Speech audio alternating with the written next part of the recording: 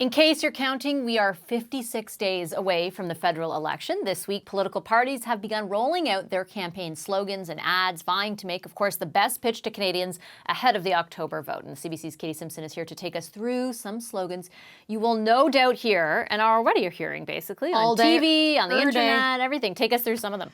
Well, we've got that B-roller, we've got that board. Let's bring up a board and we can show you all of them. Here we go. So these are the slogans we know so far. The Liberals are working with Choose Forward, and we'll debrief them in just a moment.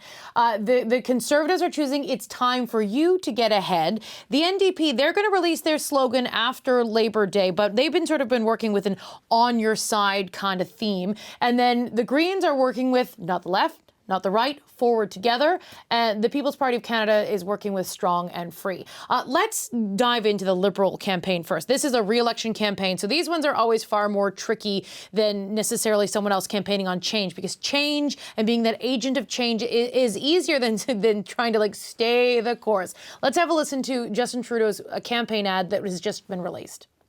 The Conservatives like to say they're for the people, but then they cut taxes for the wealthy and cut services for everybody else.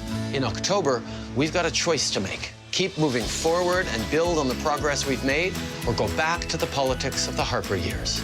I am for moving forward for everyone.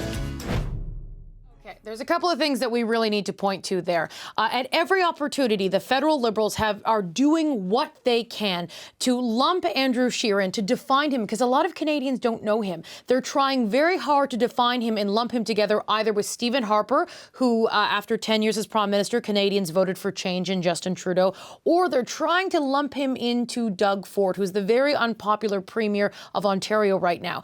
Strategists I've been speaking with say, this is an attempt to shore up any progressive votes, because Justin Trudeau doesn't want to see a progressive vote split. He could lose votes to the NDP, or he could lose votes to the Greens. And if the more votes he loses, the less chance he can reclaim that majority. So that's where he's trying to get at with that. Let's have a listen to what the Conservative slogan is going to be. I have a plan to lower the cost of living, to make life more affordable, to leave more money in the pockets of Canadians, because it's time for you to get ahead. So that ad is Andrew Scheer sitting in a room by himself, and it's different camera angles, and then he leans in and says, it's time for you to get ahead.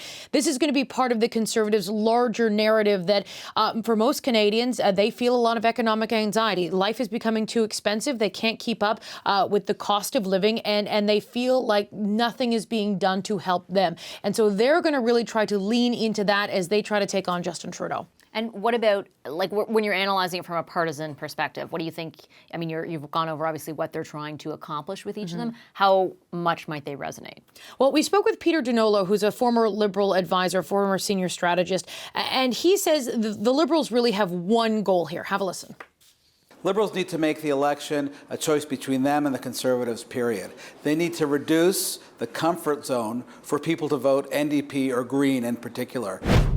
Remember how I said they're afraid of that vote split? This ad and that campaign is trying to really tap into that fear. Hey, look, you know what? I'm the only one who can I'm the only one that can beat Andrew Scheer. So if you're feeling progressive and you don't want to go back to those Harper years, you don't like what you see with Doug Ford, you got to stick with me. The Conservatives, on the other hand, they're taking a different approach here. We spoke with a former Conservative strategist. Have a listen. If you ask middle-class voters in the suburbs, the type of people who decide elections in this country, they're feeling pinched. They're looking around the world and they're not getting ahead. Not about grandiose promises. This is something very specific. If you vote Conservative, you're going to get ahead.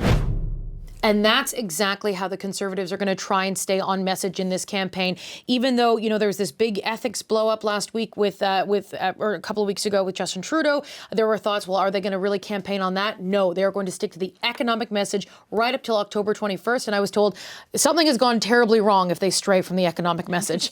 All right. Thank you, Katie. This is Katie Simpson. So how effective will these messages be? And what could they tell us about what tone we can expect during the campaign? Eric Blais is the president of Headspace Marketing. He joins us now from Toronto. Hi, Mr. Blais. Great to see you again. Hi, Vassie. Nice to see you. Let's go through each of the different parties, and we're going to start with the Liberals. The campaign slogan, of course, is Choose Forward. Before I get to the ad, what do you think of the slogan? Well, it's reminiscent of previous slogans about being, going forward, moving Canada forward. We've heard of those in the past. It's always interesting with slogans because in the commercial sector, a slogan, when you develop one, you know pretty much what your competitors' slogans are, their taglines. In the case of political advertising for political parties, when these slogans are being developed, and presumably they're being researched and tested in focus groups, when that happens, you don't know really what your competitor's slogan will be. So you end up with these funny situations. We had in 2015, we had slogans about change, real change, time for change, changer ensemble, changeons ensemble. It became all about change.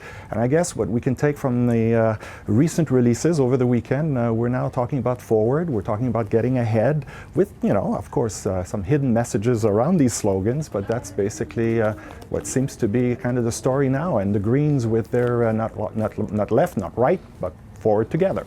So what does that tell you about sort of what you think the messaging in this campaign will be centered on? And if you were to compare that to the last one, I know you said change obviously in the last one, but what do you get from these slogans that tells you about the future of this campaign?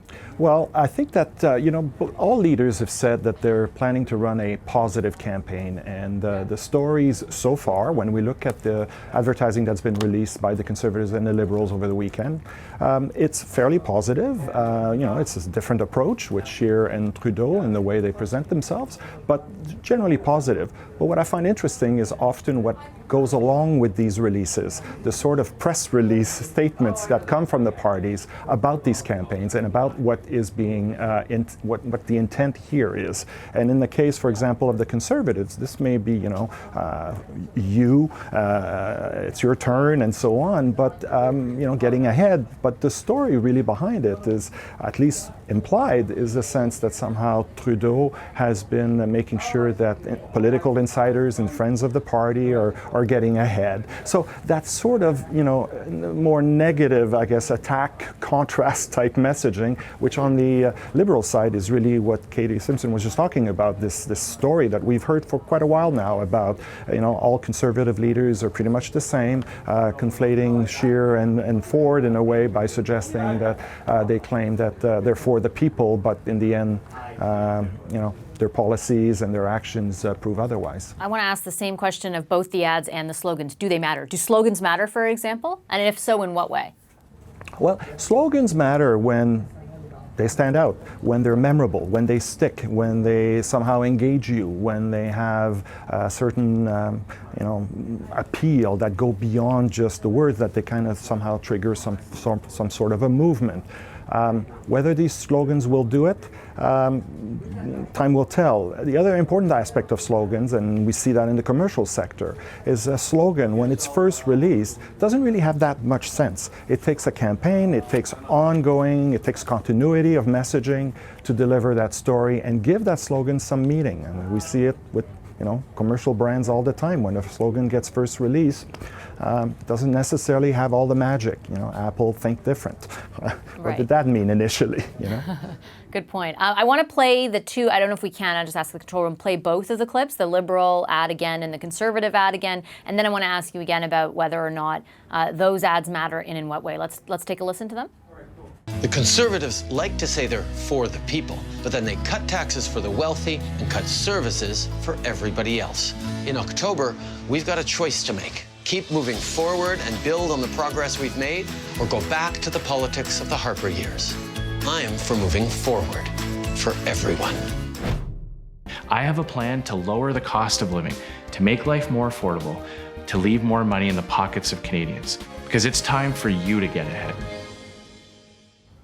Okay, from your perspective, who are those ads aimed at, first of all? Well, I assume they're aimed at undecided. When I look at the two commercials you just shown, though, what's striking to me is not necessarily what is being said, what was scripted and delivered with, they're not all equally talented in terms of their ability to deliver their lines. But one thing's for sure is that when you look at the Scheer spot, there's a super with his name and his title. He needs to be introduced. Just that sends a signal that he hasn't necessarily achieved yet the level of name recognition that one needs to run an effective campaign. He's got to make that happen in the next few weeks. When you look at Trudeau, he looks at camera the whole 30 seconds of the spot. Scheer, he starts, looking. He ends looking at the camera, looking at the voters, but he spends most of his time talking to some invisible interviewer. I think the audience looks at these commercials, as would happen as well in the commercial sector, for production values, for how it's delivered, and all these subtle cues we just talked about, and they form an opinion around those, the messages, what's being said, based on how it's being presented. To what extent do they matter, and has I guess the way in which we analyze the answer to that question changed, given the way in which people consume media has changed so much? And I'm thinking, for example, of looking at kids on YouTube, and many of these ads play before the YouTube ad is on. It's not just on TV anymore. Well, I think we're seeing it in terms of the media strategies the parties are adopting. I mean, the Scheer video was released on Friday to a media outlet. The two videos, the English and the French, were posted on YouTube this morning. The commentary, the way people engage around the spots is really on social media. TV gets you mass awareness, gets you the exposure. Andrew Scheer needs that sort of exposure for name recognition and so on. So, I mean, but the message is the same. The platform may be different, but the storytelling so far is the same. Where it's a bit different is if you're following a YouTube channel for the Conservatives, you're going to see this campaign that was just released, but you're also going to see the not as advertised spots that have been released several months ago, so the more negative advertising. And all this at some point starts blurring. I mean, these may be released at different times for different purposes, for different audiences, but at the end of the day, they exist on the same platforms, and different viewers will view them. And quickly before I let you go, because I know you do a lot of work in Quebec, there was, for example, separate French ads released. Is the way in which this stuff disseminated, or the audience, how different is it where Quebec is concerned? Well, that's very interesting. Usually something gets lost in translation, particularly with slogans when you're saying choose forward. Well, choisissez d'avancer, it's the exact same thing. Certainly the Greens, where they're not left, not right, forward together, ni à gauche, ni à droite, ensemble vers l'avant. This is the same. What is the difference is actually, and maybe it's not necessarily intended, but it's time for you to get ahead. Plus pour vous dès maintenant, more for you right now. So perhaps the Conservatives are trying to tell a story in Quebec that's slightly different, more a sense of immediacy, that things will happen quickly for them if they vote Conservatives come election day. Interesting. All right, thank you so much, Mr. Blais. That's Eric Blais, President of Headspace Marketing. Appreciate your insight this evening. Welcome back to Power in Politics and the Power Panel with Rachel Kern, Brad Levine, and Yolande James. Earlier on the show, the CBC's Katie Simpson gave us the deets of the federal party's campaign slogans for election 2019. Here's a recap. The Liberals' slogan is Choose Forward. The Conservatives is It's Time for You to Get Ahead. The NDP will unveil theirs after Labor Day. The Green Party's is Not Left, Not Right, Forward Together. And the People's Party, Strong and Free. Yolande, I'll start with you. Your general impressions of the slogans and whether you think they'll be successful. You don't want me to comment on all of them, right? Okay. Pick one. Okay, so I think the Liberal one, I would say, is different from what we usually see from incumbent governments, in that I find, and mistakenly so, they tend to talk too much about the record, where your record is important and you'll have to defend it, of course, during a campaign, and you can get beat on your record, but you win by what you want to present. So talking about the choice and moving ahead with the choice, I thought was a good choice of words. I would also just say for the Conservatives, I thought that for their ad of having Andrew Scheer alone was a smart choice, because I found in recent months that it was more difficult for him to kind of come out of the group of Ford and Kenny and so forth. Just having him alone pitch their message is certainly something that will help him where he has a little deficit of notoriety, certainly, versus the Prime Minister.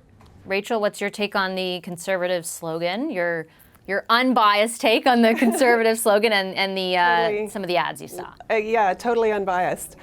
So I think the Conservatives have the right message, which is that life is getting increasingly more expensive for Canadians. A Conservative government is going to focus on leaving more money in voters' pockets, on living within its means, on ensuring people get ahead, not just getting by. I think that's the right message. The slogan tries to capture all of that. And unsurprisingly, it's a little bit long. So I think it does capture that sentiment. It's just not perhaps as pithy as you would hope a slogan would be. The Liberal slogan, Choose Forward, it's grammatically nonsensical. I have no idea what it means. It's sort of vague and meaningless. The Green Party also, not right, not left, I think, but together, forward together or something. Yeah, I don't know if that was their attempt to be nonpartisan, but it just looks like they're fence sitting. It looks like they're waiting to see who's going to win the election before they decide which way they're going to go. So I think there are serious flaws with all of them, but slogans are not easy. Brad? No, slogans are not easy. That's true, and you can't encapsulate everything that you want to say in one slogan.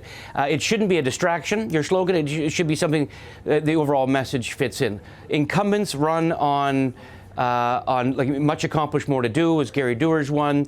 He used forward actually to simultaneously paint himself as forward, while the opponents, the insinuation there is that the opponents want to move backwards.